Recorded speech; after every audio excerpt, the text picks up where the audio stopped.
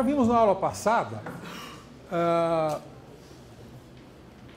uma descrição dos planetas rochosos, os planetas terrestres, Mercúrio, com ênfase em Mercúrio, Vênus e Marte. Agora vamos focar o quarto desses planetas, que é o planeta Terra. Então vamos olhar para a Terra como um planeta. Quais são as características planetárias desse objeto, né? Então, o interior da Terra, nós temos uma ideia razoável, né? Nós imaginamos que seja um núcleo interno, um núcleo externo, manto inferior, o manto superior e, finalmente, a crosta terrestre, né? O núcleo interno, nós imaginamos que seja sólido. Aqui nós temos líquido, né? Aqui um magma. Magma esse que pode, eventualmente, sair da crosta, né? Por fendas que se formam ou por choques de placas tectônicas, como nós vamos ver a seguir, né? É muito interessante você estudar as placas tectônicas, porque você acaba entendendo muitas coisas interessantes sobre o nosso planeta. Essa ideia de placas tectônicas foi lançada por um meteorologista alemão chamado Alfred Wegener em 1912. E ele sugeriu que o planeta Terra fosse mais ou menos como um ovo, né, cujo interior é líquido, pastoso, né, mas a casca estaria quebrada em diversas placas, né? Então, por exemplo, teríamos a placa da América do Sul, a placa africana, a placa norte-americana, a placa de Nazca, a placa euroasiática e assim por diante, né?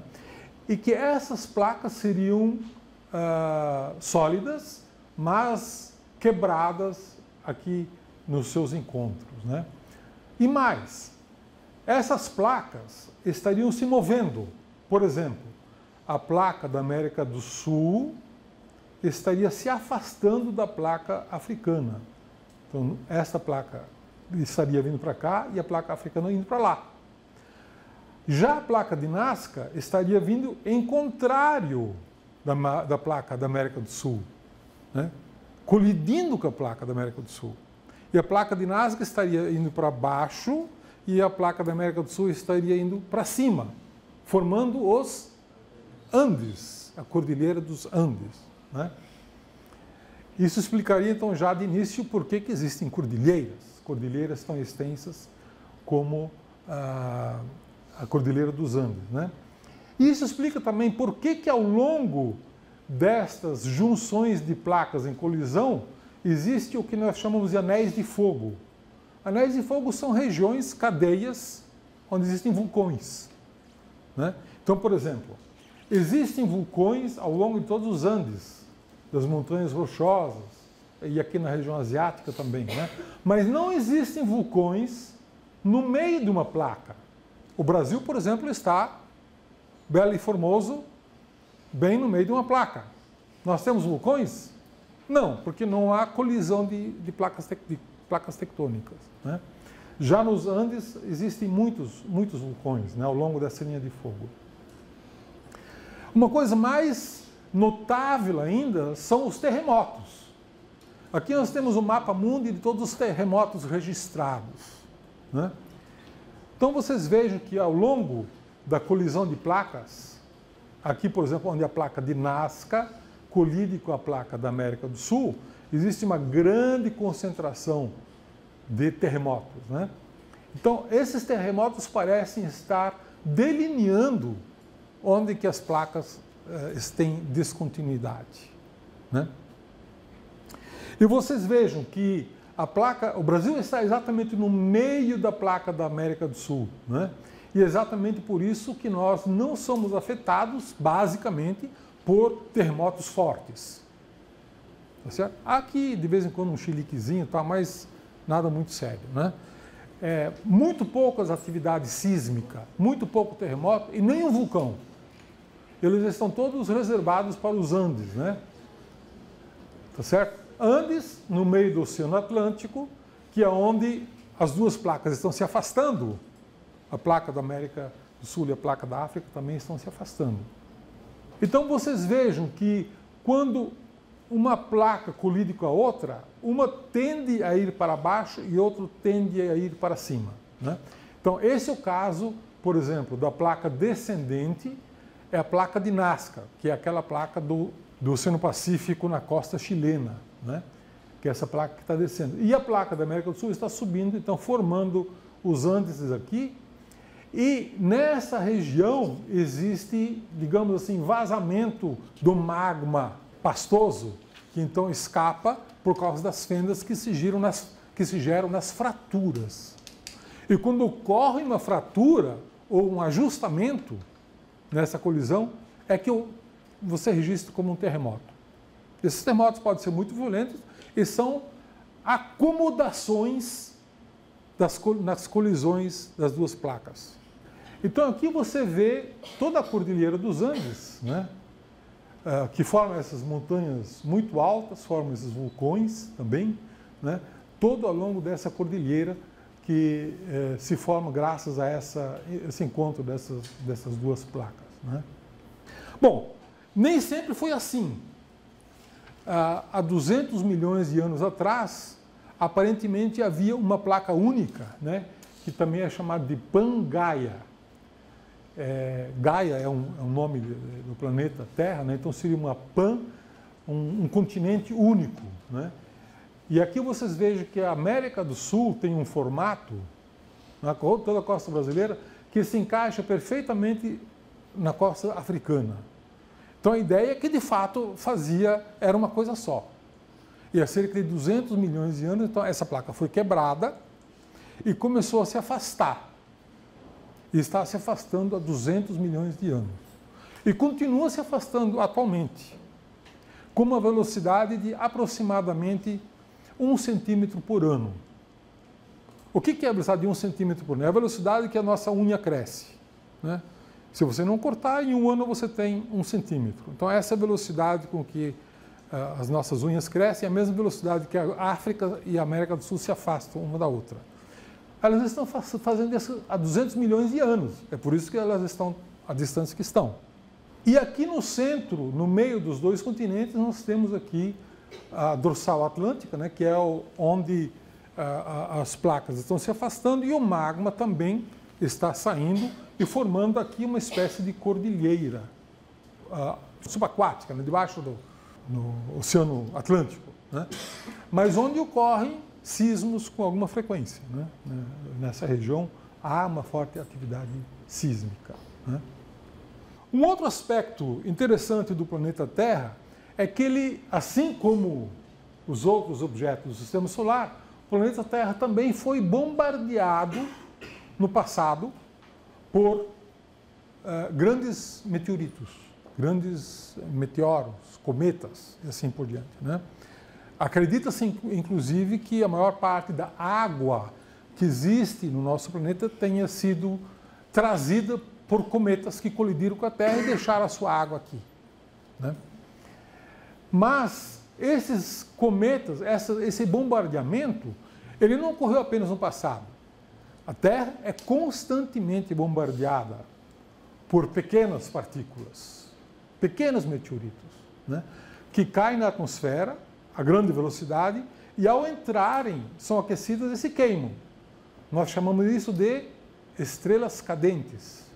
São partículas que estão sendo bombardeadas. Caem 400 toneladas por dia na nossa atmosfera. Nós chamamos isso de estrelas cadentes. As mais minúsculas são muito frequentes. Quanto maior, mais raro. É evidente que um objeto capaz de produzir uma grande cratera é muito raro, né? Existem indícios de que há um aumento dessa frequência a cada 25 milhões de anos. Então, é muito raro você ter um impacto, mas há muitos registros de impactos, né? E o mais famoso talvez seja o do Arizona, que é um lugar onde chove muito pouco e ainda não houve tempo para as chuvas preencherem essa cratera, porque senão também não viríamos mais, né? No Brasil, nós temos vários registros de crateras, inclusive uma aqui no município de São Paulo, bem no sul do município de São Paulo, mas já está preenchida por erosão, mas ela foi detectada por radar, né? A mais bonita, mais visível, é a cratera da Serra da Cangalha, que fica no nordeste do estado do Tocantins, né? E aqui você tem um mapa, uma fotografia com cores falsas, né? Onde você vê aqui um grande círculo, né? Se estendendo até aqui, e no centro uma serrinha, né? Chamada Serra da Cangalha, que você pode ver também aqui, nessa fotografia feita por satélite, né? Um grande círculo de planície, né? Com escarpas aqui laterais, você vê essas escarpas aqui, e aqui no centro uma coisa que subiu, né? Que é muito comum ver nas crateras da Lua e em outros planetas também, né? Essa é a Serra da Cangalha, no nordeste do estado do Tocantins. E a colisão mais popular atualmente foi a colisão do meteorito que matou os dinossauros, né? E que ocorreu há 65 milhões de anos. E nós sabemos hoje onde essa colisão ocorreu, que foi no México. Isso aqui é o México, aqui Estados Unidos, Flórida, Cuba, e essa é a província de Yucatán, né? E aqui existe o Chicxulub, é uma cratera chamada Chicxulub, né? na península do Yucatán, enorme, gigantesca, boa parte dela, na verdade, a maior parte dela é subaquática, está dentro do Golfo do México, né? Esta colisão foi de um meteorito de cerca de 10 quilômetros de diâmetro, muito grande, né? E o impacto foi equivalente a 5 bilhões de bombas atômicas de Hiroshima, né? Isso levantou uma enorme quantidade de terra, poeira no espaço e cobriu o planeta, um inverno muito prolongado que matou as plantas e, em consequência, animais, em particular todos os dinossauros, né? Que dominavam o nosso planeta até então, né? E aí, com o sumiço dos dinossauros, nós, os mamíferos, passamos a ser a espécie dominante e podemos nos desenvolver com mais liberdade. Todos os mamíferos de porte surgiram após a extinção dos dinossauros, né? Que ocorreram por uma colisão de um meteorito muito grande há 65 milhões de anos atrás. Atualmente, existe uma preocupação de que eventos dessa natureza possam voltar a acontecer. Esses eventos aconteceram muitas vezes na história da Terra. 65 milhões de anos é pouco tempo na história da Terra, que tem 5 bilhões de anos, né? E em passados mais remotos, 300 milhões de anos, 350, houve grandes extinções de massa, colisões provavelmente muito maiores do que essa, que mataram 2/3 de todas as espécies vivas, né? Essas extinções de massas foram registradas diversas vezes, né? Então isso poderia voltar a acontecer, evidentemente, é uma questão de probabilística, né? É claro que pode levar 1 milhão de anos, coisa do tipo, ou pode acontecer no ano que vem, né? Então os astrônomos têm uma linha de pesquisa que é levantar todos os corpos, todos os asteroides do sistema solar, mapear as trajetórias, calcular as trajetórias e identificar aqueles objetos que têm alguma trajetória no futuro que possa colidir com o planeta Terra, né? Isso atualmente já é uma pesquisa em estado bastante avançado e dentro de pouco tempo, alguns anos, menos de uma década, teremos um levantamento extremamente bem feito de todos os objetos, que são milhões, né, no sistema solar, e com as órbitas calculadas, né? E a ideia é que, se for identificado um desses objetos potencialmente perigoso, que se mande uma nave que, de alguma maneira, possa desviar a trajetória desses objetos para que não entrem em colisão com a Terra. Essa tecnologia, na prática, já existe, né? Já foram enviadas várias naves, por exemplo, que encontraram, teve naves que já pousaram em asteroides, né? Então, essa tecnologia de aproximação já existe. Claro, para desviar um bicho desses, requer mais do que uma simples aproximação.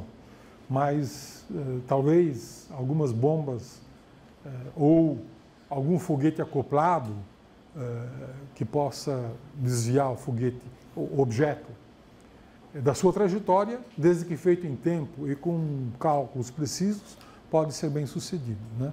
Então, isso é algo que atualmente é objeto de muita atividade de pesquisa, né? Campo magnético, né? O campo magnético da Terra é bastante intenso, né? E acredita-se que seja gerado por correntes da parte fluida do interior da Terra, né? Uma coisa curiosa é que o polo magnético norte não exatamente coincide, mas está próximo do polo sul geográfico, né? E o polo sul, o polo magnético sul está próximo do polo norte geográfico, né? É uma pequena inversão no sentido aí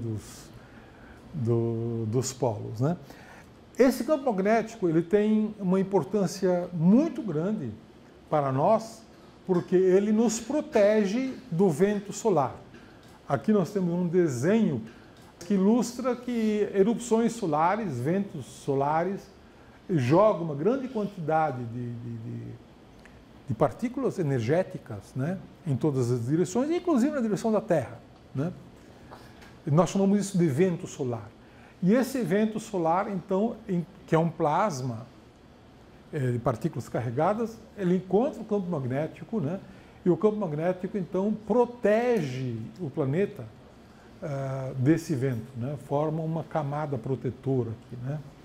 E essa camada protetora, ela tem um formato aqui meio de cometa, assim, né? E aqui dentro tem uma região que é chamado cinturão de radiação de Van Allen, né? Que é onde parte dessas partículas são aprisionadas, né? E essas foram descobertas com naves, as primeiras naves espaciais que foram lançadas foram descobertas lá, né? Então, no final das contas, o campo magnético terrestre, se não fosse o campo magnético terrestre, nós estaríamos expostos continuamente à radiação, não à radiação eletromagnética, e sim às partículas do vento solar, que seriam extremamente danosos à vida aqui na Terra, né? E isso nos protege disso. Ok, efeito estufa. O que é um efeito estufa? A ideia de estufa, né, é uma ideia que você possa cobrir um jardim, por exemplo, com um plástico, uma lona de plástico, que permite que as ondas do Sol penetrem, né, aquecem a superfície aquecida emite radiação infravermelha que é aprisionada pelo plástico, não consegue escapar. O plástico absorve a radiação infravermelha. Então essa radiação fica dentro da estufa, então aquece a estufa. O efeito estufa, então, é um truque de aprisionar radiação infravermelha para aquecer o ambiente, né? Isso ocorre não só nas estufas, mas ocorre naturalmente em certos planetas. Vênus, por exemplo, tem uma temperatura de 450 graus centígrados, graças ao fortíssimo efeito estufa que ocorre lá, né? O dióxido de carbono é o principal componente da atmosfera de Vênus e ele é muito eficiente em absorver radiação infravermelha, né? No caso da Terra, o principal absorvedor de radiação infravermelha e, portanto, o principal causa do efeito estufa natural na Terra é gás carbônico, né? Que é responsável por 55% do efeito estufa. Mas existem outros elementos, né? Amônia, metano, CFC, que também são responsáveis significativos. Mas o CO2 é o mais perigoso deles. Por que é o mais perigoso? Porque, apesar de existir em pequena quantidade na Terra, apenas de 0,03%, ele é muito estável como molécula. O CO2 é uma molécula muito estável. Então, todo o CO2 que você eventualmente jogar na atmosfera, ele vai ficar na atmosfera por muito tempo. Enquanto que metano e outras partículas, que podem ser individualmente mais prejudiciais, mas têm uma duração menor. Ele é destruído mais rapidamente, né? Então, o CO2 é o grande problema atualmente. Não que o CO2 fosse um problema originário. Por quê? Porque o efeito estufa é muito benéfico para nós, o efeito estufa natural, né? Se não houvesse efeito estufa no planeta Terra, a temperatura média do planeta Terra seria de 38 graus abaixo de zero. E seríamos um planeta congelado. O que mantém a temperatura da Terra a níveis confortáveis é exatamente o efeito estufa, né? E o principal ingrediente é o dióxido de carbono. E a concentração do dióxido de carbono tem variado naturalmente ao longo da história do planeta, né? Nós temos aqui um gráfico que mostra a concentração em partes por milhão do átomo, da molécula de dióxido de carbono, 200 partes por milhão, 300 partes por milhão, 400 partes por milhão. Ao longo dos últimos 400 mil anos, houve uma variação cíclica, né? Natural. E essa variação cíclica está associada às idades do gelo, né? Idade do gelo e a concentração de dióxido de carbono estão associados, né? E vocês vejam que ela oscilou de 200 partes por milhão até 270 partes por milhão, mas nunca fora disso. Só recentemente, muito recentemente, ela começou a subir inicialmente naturalmente e, de repente, ela estourou. Está chegando perto dos 400 partes por milhão aqui, né? Se você ampliar essa parte aqui, 10 mil anos atrás, nós tínhamos uma concentração baixa que foi aumentando lentamente de uma forma natural, né?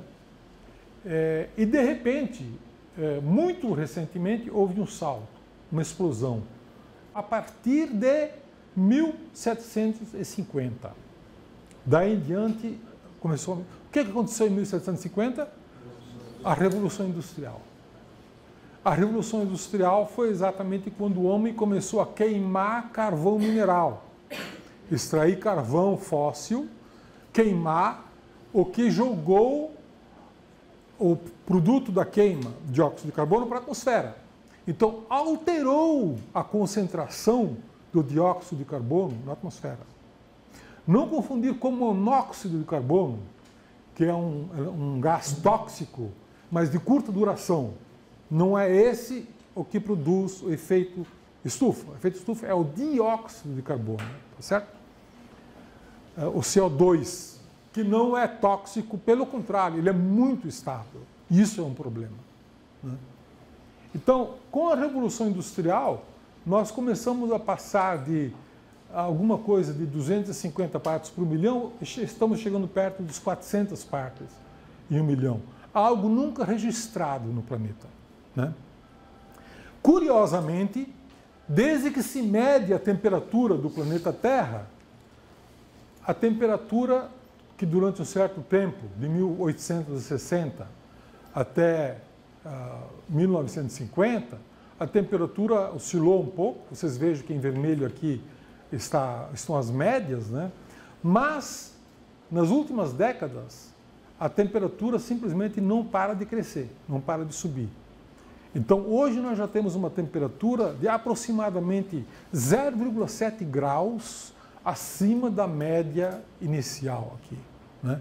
E isso é extremamente preocupante, porque pode ser uma evidência de que o efeito estufa natural benéfico e desejável esteja sendo alterado pelo excesso de emissão de dióxido de carbono que as nossas atividades humanas estão lançando na atmosfera, né? E é muito preocupante porque esse dióxido de carbono é muito estável. Nós não temos como destruir o dióxido de carbono, não temos como recuperar ou pegar o dióxido de carbono e jogar para onde nós tiramos o petróleo, né? Não há como fazer isso, não há tecnologia para isso. Então, nós estamos, de uma forma, digamos assim, bastante irresponsável, continuando a jogar dióxido de carbono na atmosfera e alterando, certamente, a concentração do dióxido de carbono de uma maneira que nunca foi registrado até hoje, né? Ao longo dos 400 mil anos que há registros, né?